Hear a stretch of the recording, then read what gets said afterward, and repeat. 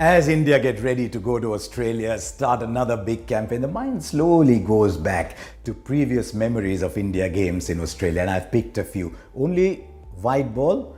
I'll go even further back, only limited overs cricket, because not all limited overs cricket was white ball.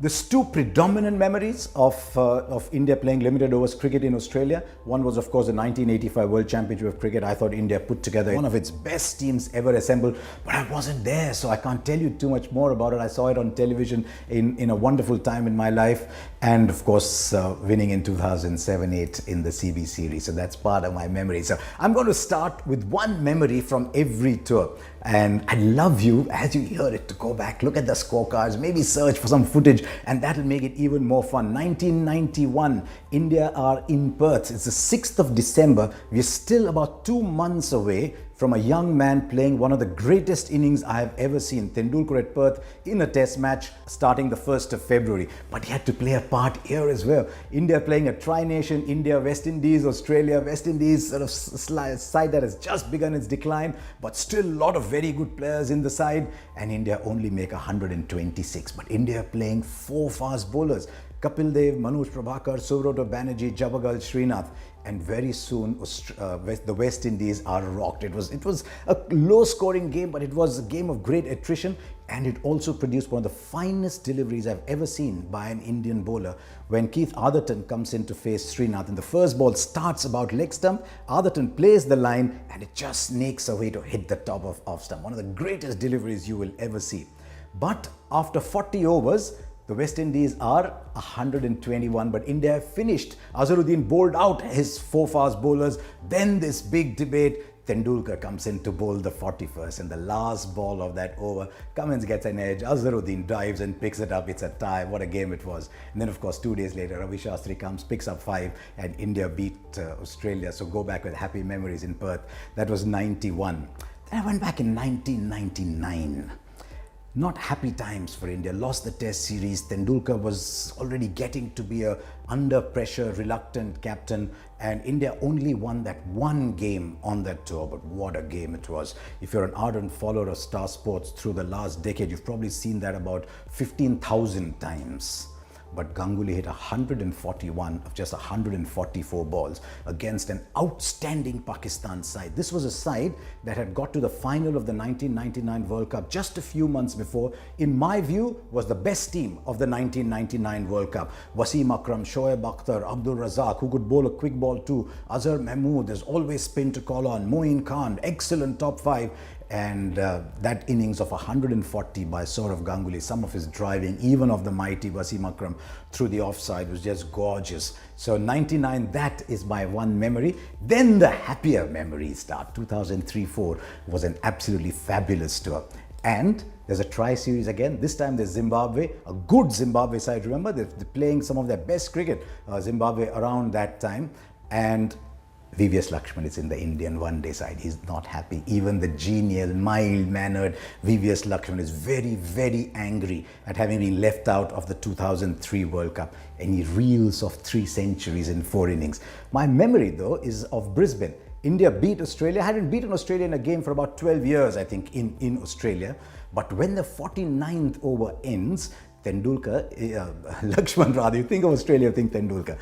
Lakshman is in his 90s. Rohan Gavaskar is playing, Sunil Gavaskar is in the commentary box. Have you ever been a father seeing your son perform?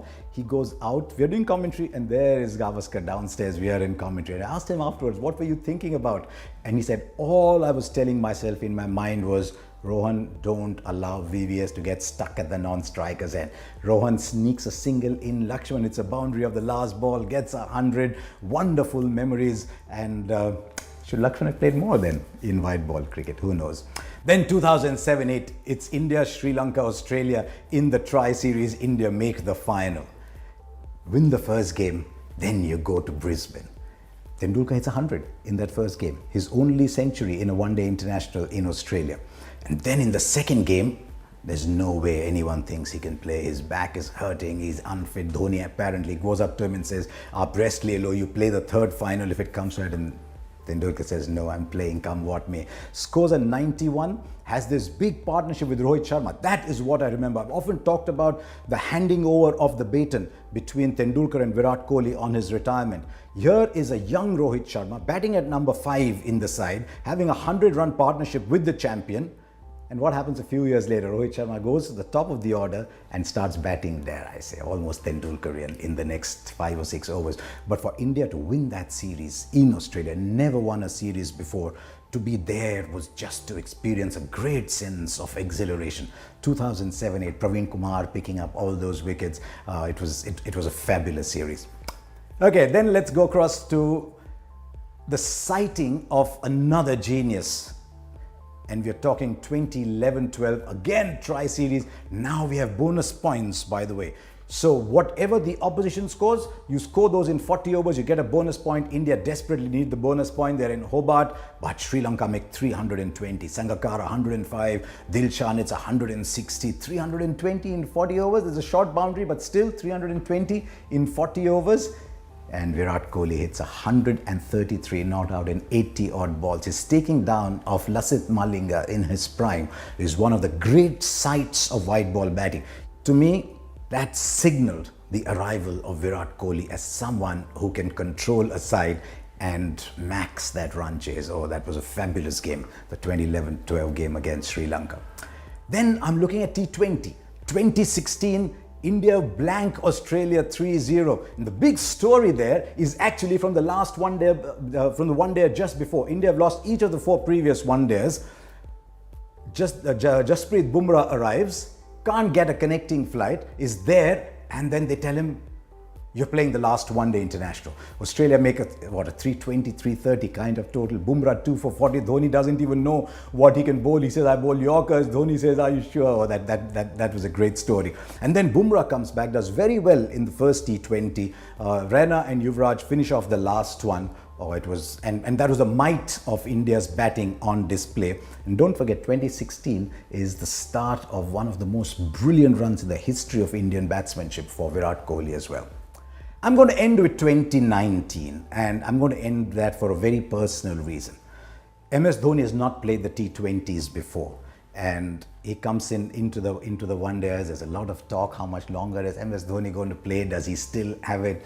Admittedly, a little bit of criticism, even if little hushed. You got to be careful with MS Dhoni because you never know.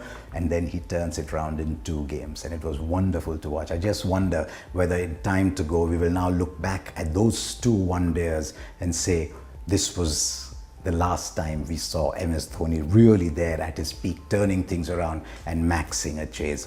So there you are. Those are my white ball memories. It's always interesting before a series starts to do it all yourself. Look up old scorecards. Sometimes the anticipation is as much fun as the series itself.